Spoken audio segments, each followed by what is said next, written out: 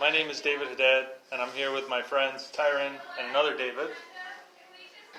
The reason why Mary and Joseph knew about Jesus is because her great ancestor David, not me, wrote about it, and so did the prophet Isaiah. And so I'm going to read from Isaiah 35, verse 5 and 6. And it says, "Then the eyes of the blind shall be opened, and the ears of the deaf unstopped.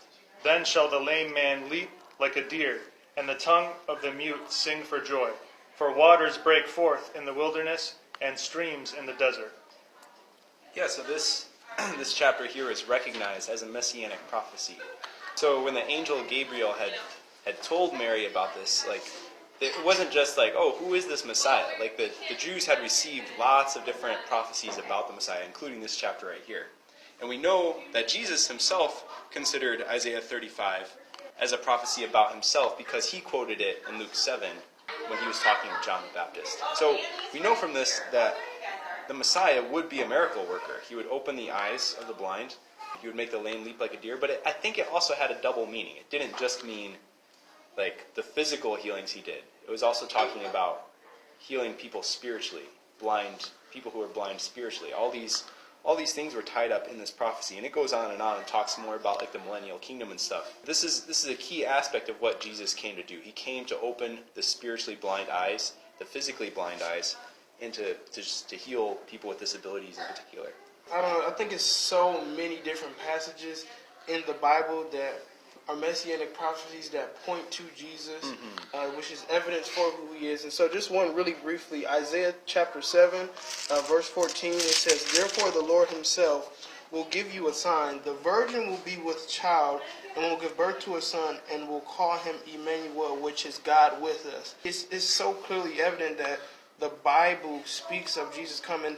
Isaiah 53, which is my favorite Messianic scripture. It says, "Who has believed our message, and to whom the arm of the Lord has revealed?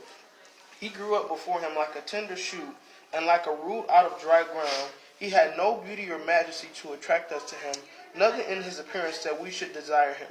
He was despised and rejected by men, a man of sorrows and familiar with suffering. Like one from whom men hide their faces, he was despised, and we esteemed him not. Surely he took out our infirmities and carried our sorrows, yet we consider him stricken by God, smitten by him, and afflicted. But he was pierced for our transgressions. He was crushed for our iniquities. The punishment that brought us peace was upon him, and by his wounds we are healed." So I just think that's just an amazing Messianic prophecy scripture that points to the coming of Jesus and who he was. And it's very detailed and clear that is who he was. To expand off of what Tyren is saying, a verse that comes to mind is Isaiah chapter 9, verse 6. And it says, "For to us a child is born, to us a son is given, and the government shall be upon his shoulder, and his name shall be called Wonderful Counselor, Mighty God, Everlasting Father, and Prince of Peace." And I also want to say in verse 7:14, when he said that he'll be called Emmanuel, all these names, including Emmanuel and the things I just said, and there's many other names or I should say titles, because that's what they are. They're titles of who Jesus was. So throughout the whole Old Testament, there really isn't a place where you see the name Jesus, and there's a reason for that, because he didn't receive that name until he was born. His name, Jesus, actually means Yahweh saves. But I think that's an important thing. He had all these titles, so they're waiting for this Messiah to be born, who would be called Emmanuel, who will be called the Prince of Peace, and the Everlasting Father, which we haven't actually heard just yet. I think that still needs to be fulfilled.